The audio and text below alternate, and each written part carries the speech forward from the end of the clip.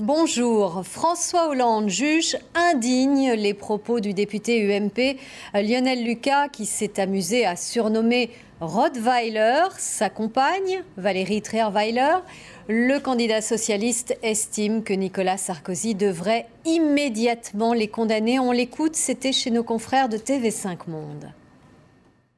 C'est indigne ce qu'il a fait, parce qu'on peut m'attaquer autant qu'il est nécessaire de le faire dans le débat politique. Moi, je suis candidat, il est normal, si je puis dire, de prendre des coups venant des adversaires. Mais ma compagne, qu'a-t-elle à voir ? Elle a été comparée à un animal de compagnie, pas le plus sympathique. Nicolas Sarkozy devrait condamner ces propos ? Je pense que ça devrait être immédiat, sans que j'aie à le demander. Mais ça fait partie, je crois, de tous ces excès, de toutes ces outrances qui abîment la politique. Et donc je défends l'honneur, la réputation de Valérie, ma compagne, mais je défends surtout l'honneur et la réputation de la politique. Elle mérite mieux que cela. Lionel Lucas qui s'est en même temps attaqué au physique de Fadela Amara, qu'il a qualifié de moche, et à Martin Hirsch, qualifié de Judas pour son appel à voter Hollande. Les propos du député des Alpes-Maritimes ont été condamnés jusque dans son propre camp. Le secrétaire national de l'UMP, Sébastien Huyghe, estime que Lionel Lucas devrait retirer ses propos.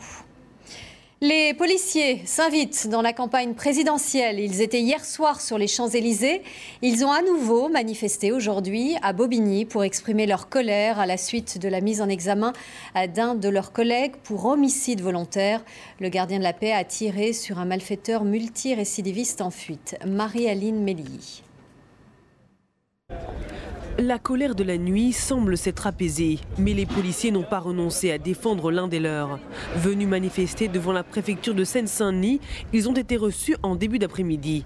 Un groupe de travail sera constitué pour suivre le dossier. Ce n'est pas une situation qu'il a provoquée, on ne lui a pas laissé le choix. Il a fait usage de son arme parce qu'il était menacé. Ça, c'est des évidences qui sautent aux yeux et malheureusement, on n'a pas l'impression que ça saute aux yeux de tout le monde. Image inédite la nuit dernière, des policiers manifestent à bord de leur véhicule sirènes hurlantes sur les Champs-Élysées.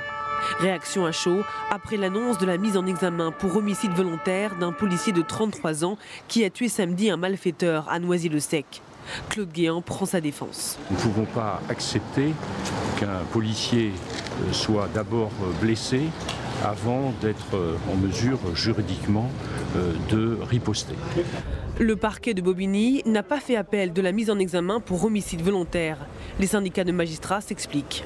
Si on veut évoquer la légitime défense, on est nécessairement dans quelque chose de volontaire. Si on était dans un homicide involontaire, on ne pourrait pas envisager la légitime défense.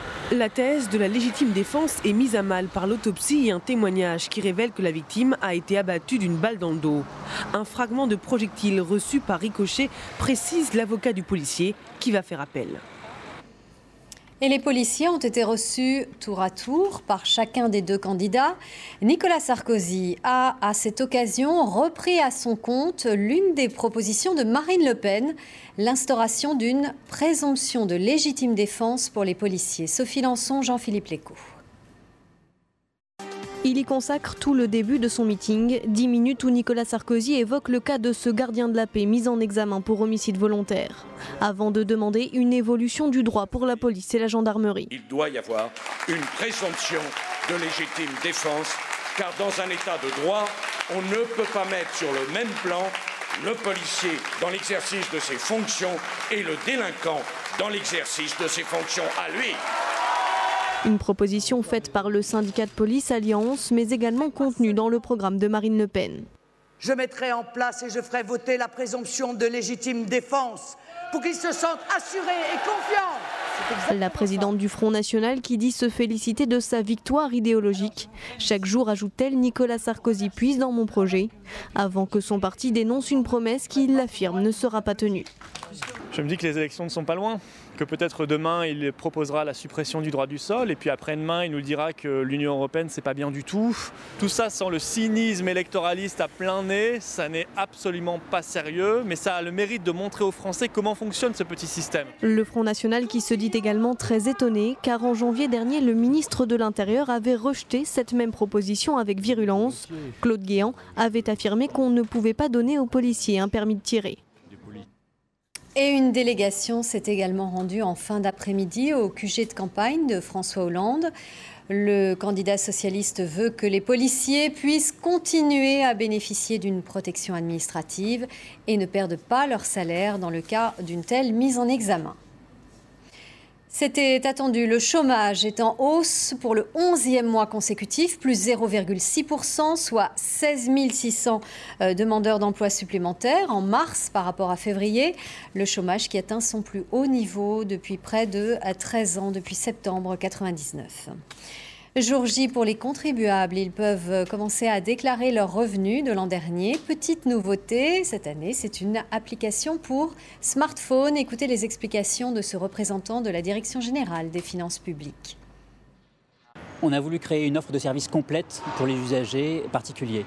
Donc, quel que soit votre besoin, quelle que soit votre situation, vous avez la procédure la plus adaptée à votre besoin. Vous pouvez déclarer par papier, évidemment. Vous pouvez déclarer par Internet, sur un ordinateur. Et vous pouvez également déclarer par smartphone. Tous les usagers reçoivent une déclaration pré-remplie avec l'ensemble de leurs revenus que l'on connaît. Et s'ils n'ont rien à ajouter, rien à modifier à cette déclaration pré-remplie, en quelques clics, c'est fait avec un smartphone. À l'étranger, l'ancien président du Liberia, Charles Taylor, reconnu coupable par le tribunal de La Haye de crimes de guerre et de crimes contre l'humanité pendant la guerre civile en Sierra Leone. Il devient le premier ex-chef d'État africain condamné par une juridiction internationale. Il sera fixé sur sa peine le 30 mai. Alain Juppé parle d'un précédent historique. En Norvège, malgré la pluie, quelques 40 000 personnes ont interprété une chanson que déteste Anders Breivik, le tueur qui au même moment devait entendre au tribunal les témoignages de survivants de son attaque. L'extrémiste de droite avait affirmé la semaine dernière que le chanteur était un très bon exemple de marxiste ayant, je cite, infiltré les milieux culturels et que son morceau servait au lavage de cerveau des écoliers.